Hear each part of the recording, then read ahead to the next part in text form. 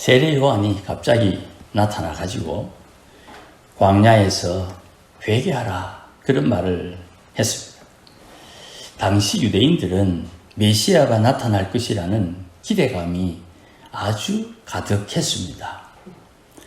이 시대가 다니엘이 예언했던 시대의 막바지쯤에 해당됩니다. 그리고 다니엘서의 예언을 유대인들이 연구하고 살피는 와중에 로마 황제 에피파네스가 성전에 미운 물건을 세우게 됩니다. 이게 다니엘서 예언에 나오거든요.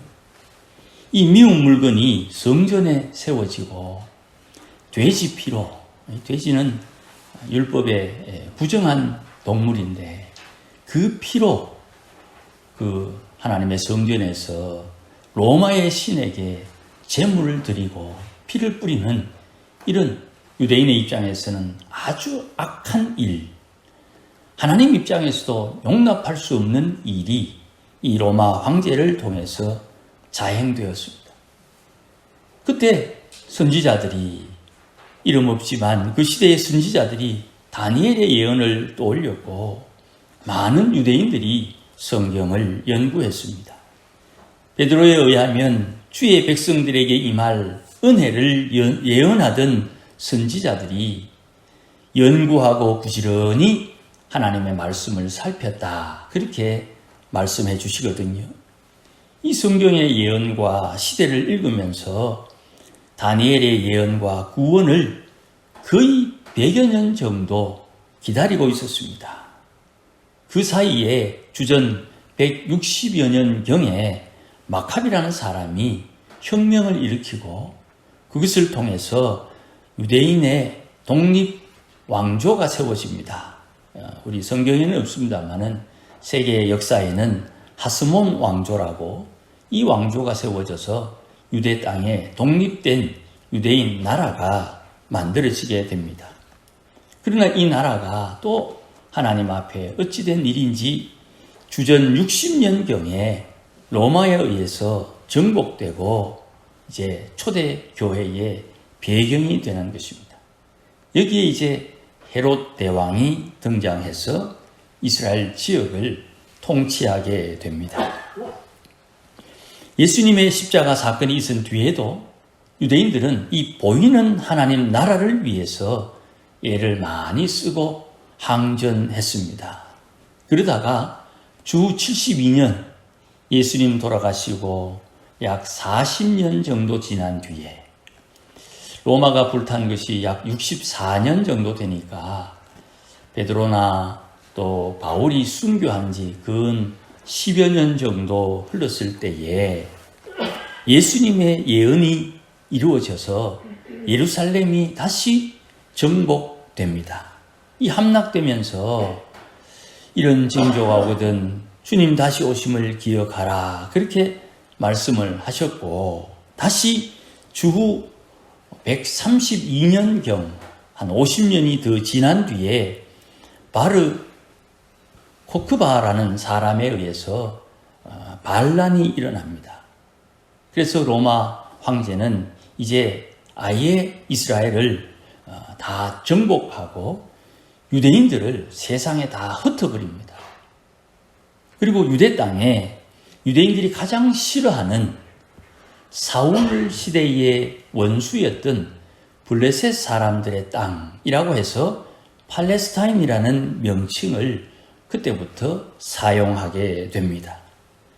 유대인들을 제국으로 다 흩어버리고 예루살렘의 로마의 도시인 아일리아 카피톨리나라는 도시의 이름으로 예루살렘을 재건하게 되는 것입니다. 이 이후에 132년 이후에 유대교와 기독교가 이제 나누어지게 됩니다. 그러니 우리가 초대교회 역사를 통해서 볼 때에 주후 132년까지를 초대교회의 정점으로 보고 또 그 이후에 이제 313년 로마에 공인된 기독교가 되면서 중세가 시작되게 되는 것입니다. 어쨌든 유대인들은 지금 상황을 보면서 뭔가 이상하기는 한데 그 내용은 잘 모르는 그런 혼란한 기간에 속합니다. 구약 선지자의 예언이 이루어지고 있는 것 같은데 이 땅에 어떤 일이 일어나는지 잘 모르겠다는 거예요. 그래서 민간에는 메시아가 온다는 대망 사상이 자연스럽게 퍼지게 된 것입니다. 이 상황을 우리 시대의 말로 좀 바꾸면 지금 말입니다. 우리 대한민국 사람들 누구나 다 통일되겠나 물으면 통일될 것 같다. 언제? 그건 잘 몰라. 아마 통일이 될 것 같아. 누구나 다 그렇게 생각을 합니다. 우리가 북한과 비교했을 때 지금 국민 총 생산량이 약 60배 정도 차이가 나요. 물론 우리가 많습니다. 그러니 가령 전쟁을 하면 반드시 전사자가 생깁니다. 전쟁을 하게 되면 무기를 사도 우리가 60배 더 많은 무기, 더 풍성한 무기를 살 수 있는 어마어마한 경제력의 차이가 있어요. 그러니 함부로 전쟁을 일으킬 수가 없어요.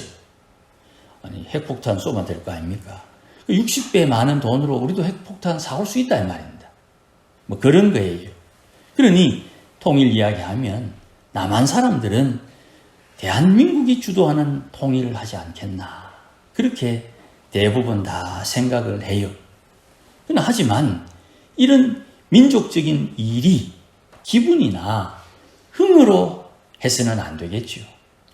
냉철하게 차곡차곡 준비하면서 때로는 예상 가능한 시나리오를 만들고 그 시나리오대로 세밀하게 준비해서 안전하고 자연스럽게 남북이 화합될 수 있도록 추진하는 통일, 이런 것들이 실제적인 피부에 와닿는 통일이 되어야 되지 않겠습니까? 통일되겠나? 되지. 이런 대망사상, 메시아가 오겠나? 올 거야. 하는 이런 대망사상이 이 당시에 자연스럽게 민간에 퍼져 있었다는 말이에요.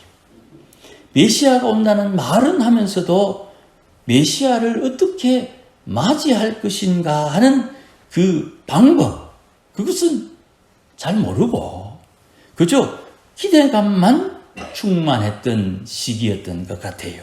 그래서 세례 요한이 등장하게 된 것입니다. 세례 요한이 구체적으로 주님을 맞이할, 메시아를 맞이할 준비가 필요하고 메시아를 맞이하려면 그 준비가 무엇이 필요한지 당시 유대인들에게 세례 요한이 알려주었다 이 말입니다. 하나님께서 원하시는 방법은 이것이다 하고 세례 요한이 이스라엘 백성들 유대인들에게 알려줬던 거예요. 그래서 세례 요한의 등장은 주의 오실 길을 준비하는 목적이 있었다. 세례 요한이 받은 사명은 주님 오시는 길을 준비하는 사명이라는 거예요. 특별히 오늘 본문 3절 말씀에 광야에 외치는 자의 소리가 있는데 그 소리의 내용은 너희는 주의 길을 준비하라. 그가 오시는 길, 그 길을 곧게 해라 그랬어요. 곧게 하라는 말은 굽었으니, 좌우로 굽었으니 곧게 하는 것이고 아래 위로 굽었으니 메꾸고 깎아서 평탄하게 하는 거예요. 그러니 세례 요한은 이사야 선지자의 예언을 따라 그는 주의 길을, 주의 오시는 길을 곧게 하는 사명에 충실하게 되는 것입니다. 요즘은 완행버스가 잘 없지요. 대부분 직행이고 완행은 요즘 말로 간선버스라 그래가지고 마을 버스, 관내에서 이동하도록 돕는 버스가 동네마다 다 들러서 오니까 옛날 우리 말하는 완행버스가 되는 것 같아요. 완행은 마을마다 들으니까 들러서 승객을 내려주고 태우니까 또 완행대로 중요한 역할을 합니다. 그러나 바로 가려고 하는 마음을 가지면 목적지에서 출발지에서 목적지까지 무정차로 가는 직행이 좀 더 시간을 아끼지요. 이것처럼 세례 요한이 받은 사명 중에 주님께서 오실 길을 곧게 하는 방법이 무엇이냐? 세례 요한은 하나님 앞에 사명받아 유대인들에게 회개하라 이렇게 말을 해요. 사람들이 회개하도록 하는 것이 세례 요한이 받은 사명이요.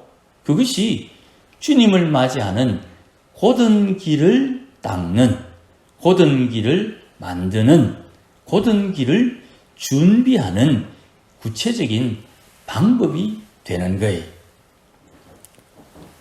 그러니 우리 시대의 말씀으로 좀 번안을 하면 이렇게 되는 겁니다. 성령님은 주의 영 아닙니까? 진리의 영이요, 예수의 영이요, 또 생명의 영입니다. 이 성령이 우리에게 오시려고 하는데 그 우리에게 오시는 방법을 준비하려면 세례요한처럼 성령께서 직행으로 우리에게 오시도록 길을 준비하는 방법은 바로 회개다 이래 되는 거예요. 회개하라는 말을 가끔 듣는 수가 있습니다. 역시 저도 사람인지라 회개하라는 말을 들으면 속상할 때가 들어 있어요. 내가 뭐 그렇게 잘못했나 싶은 생각도 들고 또 이게 그 정도로 죽을 죄인가 뭐 그런 생각도 들 때가 있어요. 그런데 말입니다. 제가 종종 말씀드립니다마는 회개하라는 말씀을 자주 들으면 나도 모르게 두 가지의 반응이 나타난다고 해요. 이건 책에 나오는 이야기입니다. 회개하라 그러면 첫 번째, 자꾸 회개하라고 말하는데 아니 나만 죄 짓나? 왜 나보고 자꾸 회개하라 하느냐? 이런 반응이 나와요. 회개하라는 말은 세상 누구에게나 전하는 하나님의 소리, 하나님의 말씀이에요. 이거는 누구를 정해놓고 하는 말이 아니에요.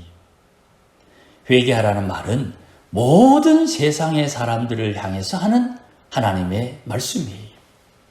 그 말씀을, 그 소리를 듣고 안 듣고는 내가 결정하는 거예요. 회개하라. 예. 회개하라. 안 듣고 싶으면 안 들으면 되는 거예요. 회개하라는 말은 세상 누구에게나 전하는 하나님의 말씀인데 그 말씀이, 회개하라는 말씀이 내 일, 내게 급한 일, 중요한 일, 내게 집중되는 일 때문에 평상시에 안 들리다가 어느 날 문득 회개하라는 말씀이 들리는 거예요. 야, 이런 게 있는 줄 몰랐다. 모르기는 뭘 모릅니까? 세상에 넘치고 넘치는 것이 회개하라는 말인데 내가 그 말을 들을 여유가 없었다는 거예요. 그런데 자꾸 내게 그 이야기가 내 귀에만 자꾸 들리는 이유가 있을 거예요.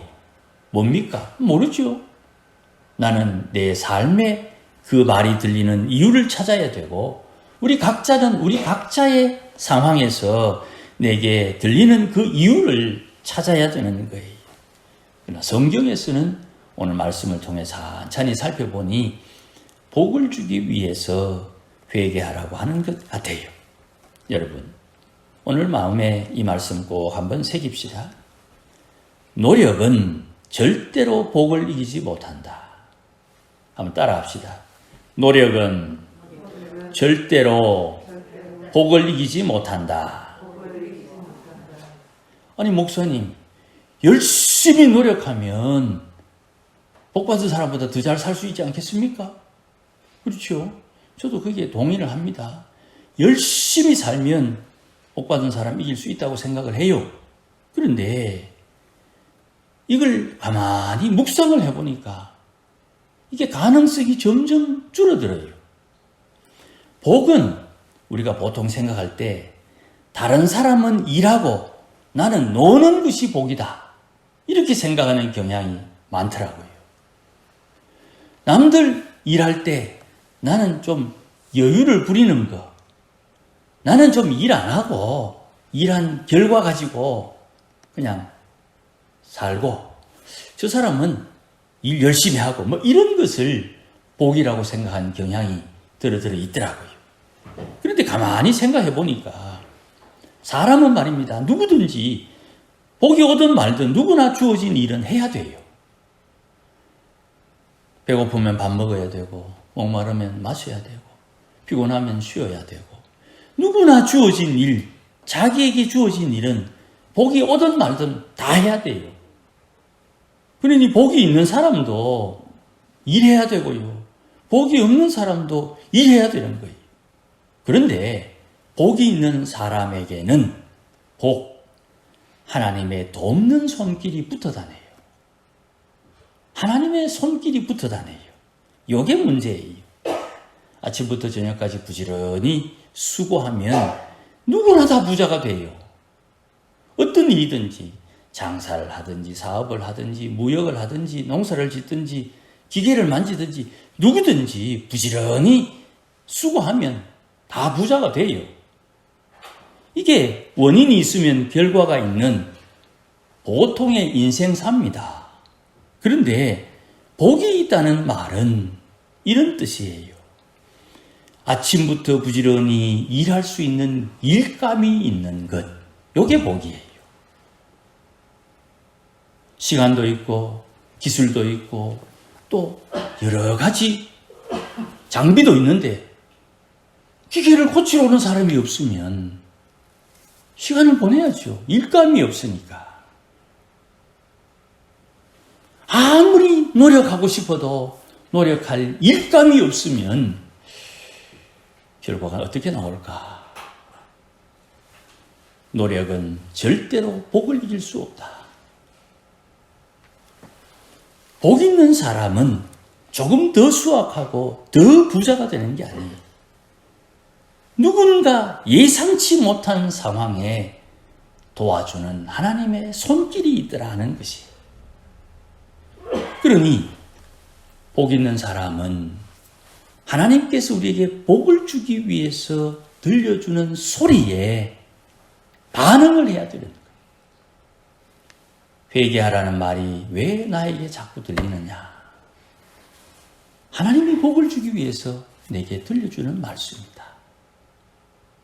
그런데 나만, 왜 나에게만 이렇게 나오면 이게 참 애매하게 된다 이 말씀입니다.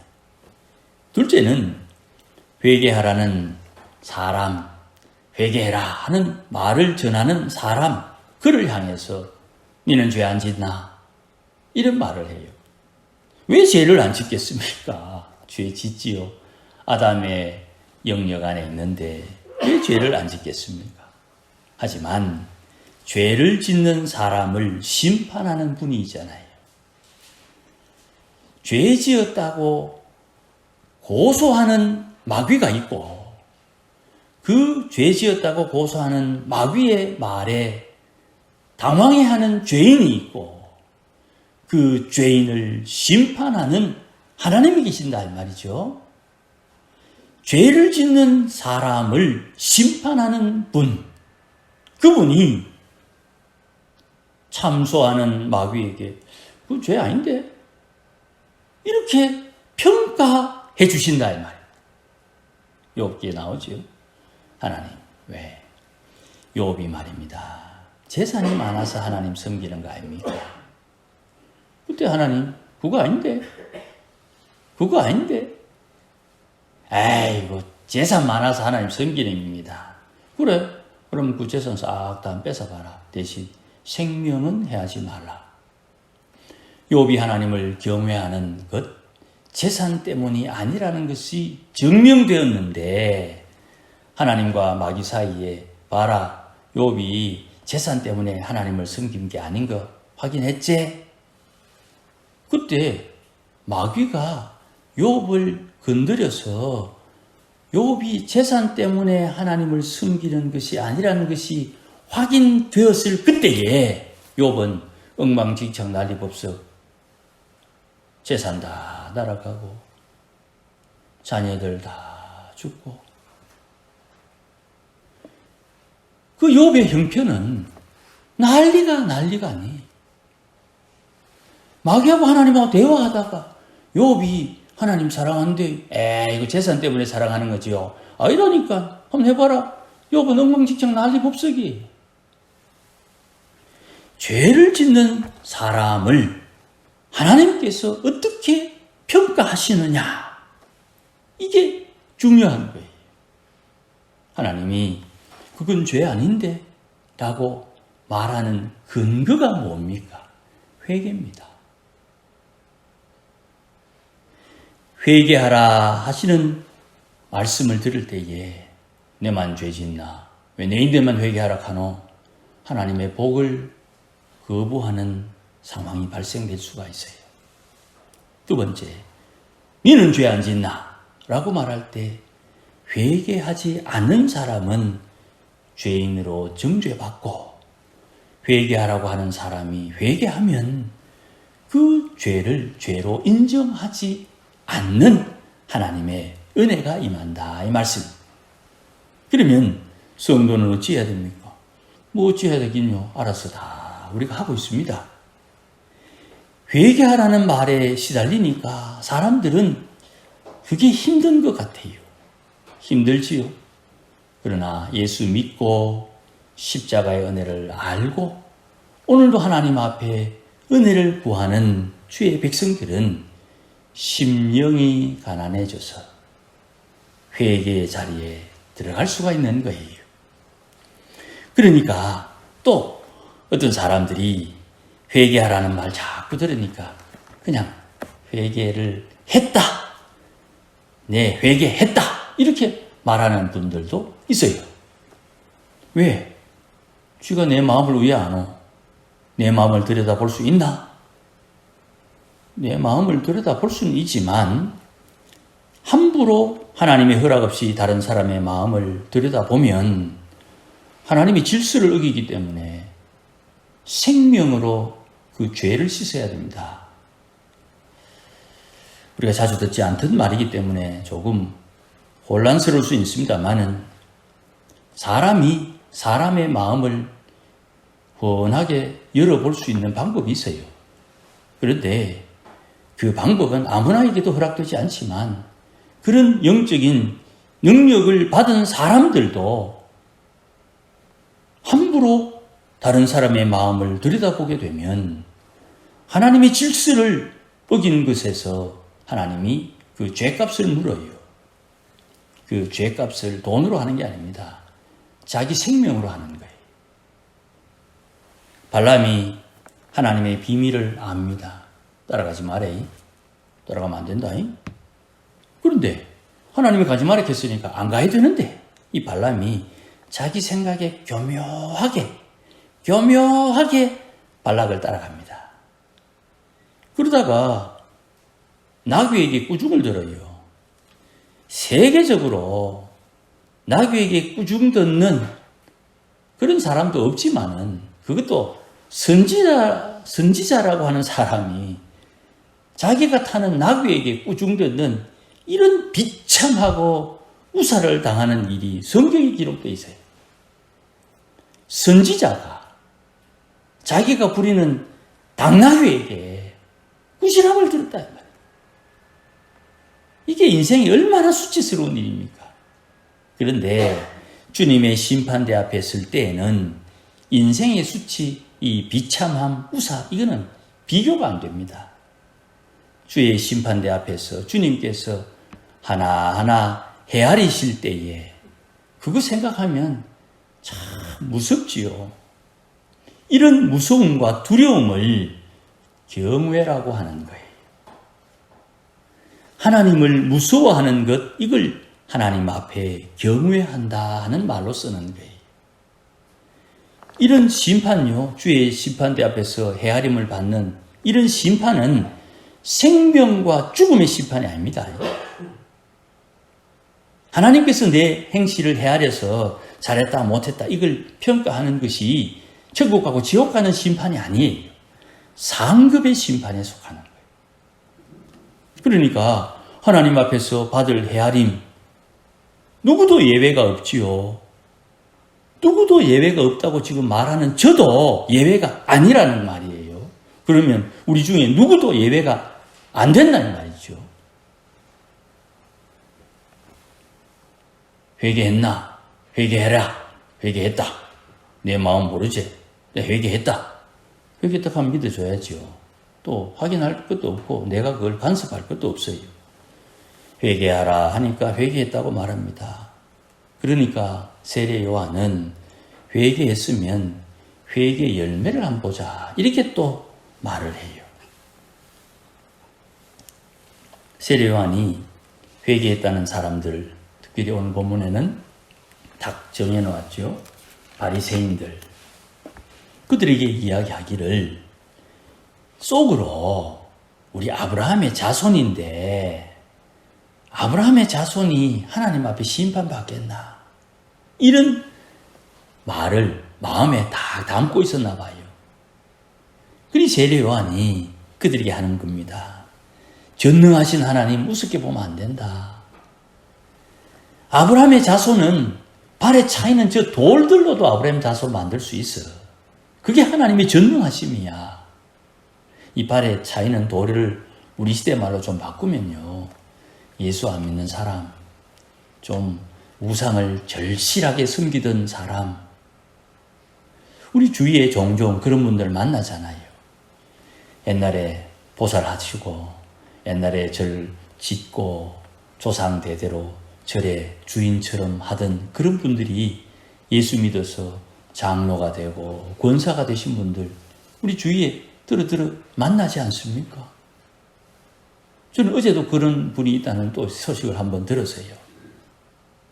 그분은 자연스럽게 옛날에 내가 절에 다닐 때 장로님이 그런 이야기를 들어들 하신대요. 그래 가만히 들어보니까 전도할 때 그런 말을 한다는 이야기를 들었습니다. 하나님을 경외하는 사람이고 평가받는 아브라함 자손. 하나님의 전능하심은 그것을 충분히 만들 수 있다 이 말이죠. 그러니 속으로 아브라함의 자손이다 하는 말, 그거 핑계 될 수도 있다. 핑계일 수도 있다. 하늘과 땅 아래 모든 것이 다 주의 피조물 아닙니까? 주님이 만든 피조 세계에는 하나님을 나타낼 수 있는 피조 세계에서 하나님을 나타낼 수 있는 건 사람 외에는 없어요. 산도, 들도, 나무도, 웅장해도 하늘과 땅 아래 어떤 것도 하나님을 대신할 수가 없어요. 사람에게 하나님을 보여주실 때에 모세에게 하나님의 이름을 주셨어요. 그 이름이 거룩히 여김 받도록 하나님의 사람들이 주를 섬기는 거예요. 이것이 하나님이다 그러면 그게 우상이 되는 거예요. 내가 하나님이다 그러면 내가 우상이 되는 거예요. 내 인생의 주인은 하나님이십니다 하면 내가 우상이 아니고,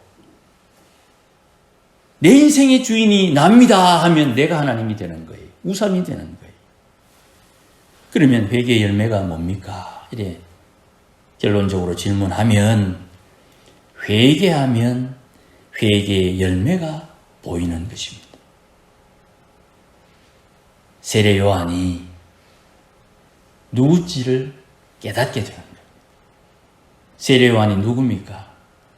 내 뒤에 오시는 분은 나보다 능력이 많으신 분이고 그는 물과 불로 세례를 주시는 분인데 나는 그의 신발끈도 맬 수 없는 미천한 종이다.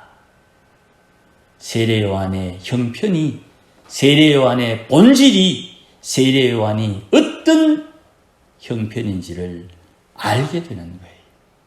누구가 압니까? 회개하면 안다 이 말이에요.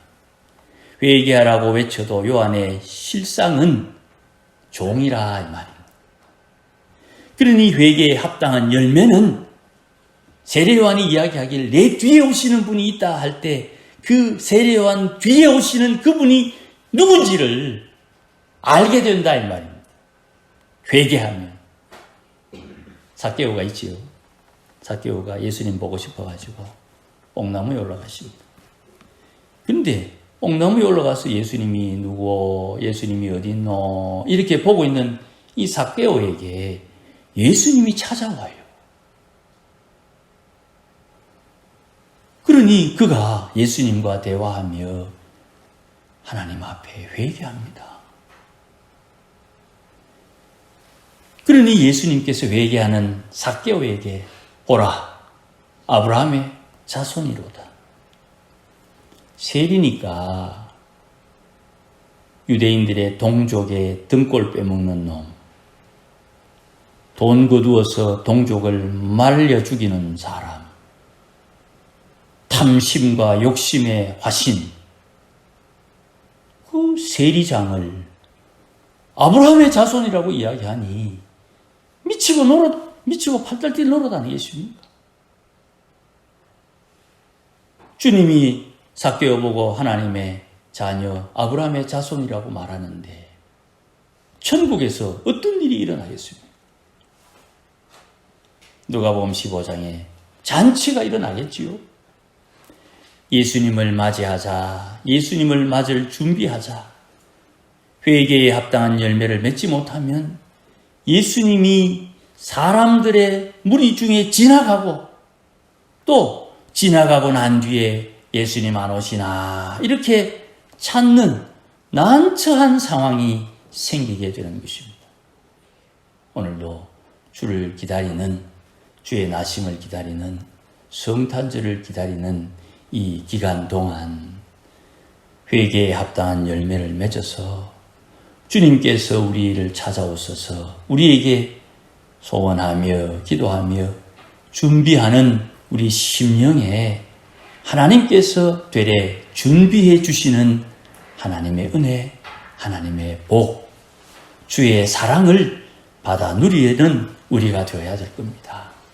아무쪼록 주님 오심을 기다리며 주님 주시는 것 잘 받아 누리는 우리 모두가 되시기를 주의 이름으로 축복합니다. 기도하십시다. 하나님 아버지 고맙습니다.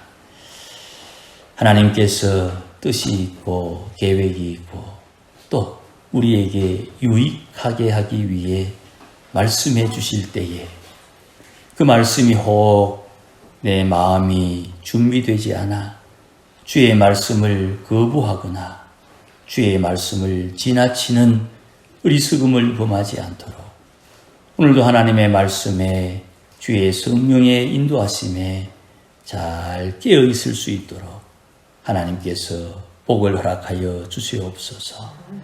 주의 백성들 겨울에 어려운 형편에 있사오나 주님께서 살펴주시고 복을 다하셔서 돕는 손길 붙여주시기를 원하오니 함께하여 주시고 오늘도 주의 백성들 주의 따뜻한 품에 품어주셔서 위로하여 주시고 사랑한다 복을 허락해 주시옵소서. 예수님의 이름으로 기도하옵나이다. 아멘. 이제는 우리 주 예수 그리스도의 크신 은혜와 하나님 아버지의 극진하신 사랑과 성령님의 충만하심과 인도하심과 복주심이 회개하라 하는 주의 말씀에 응답하여 하나님 기뻐하는 것을 깨닫고 돌이켜 주를 섬기는 모든 믿음의 권속들 심령 위에 오늘도 이전보다 주를 더 사랑합니다 고백하며 주님을 따르고 주를 섬기려고 마음에 작정하는 모든 믿음의 권속들 심령 위에 가정 위에 우리 자녀들 위에 우리 교회 위에 이제로 영원토록 함께 계실지어다. 아멘.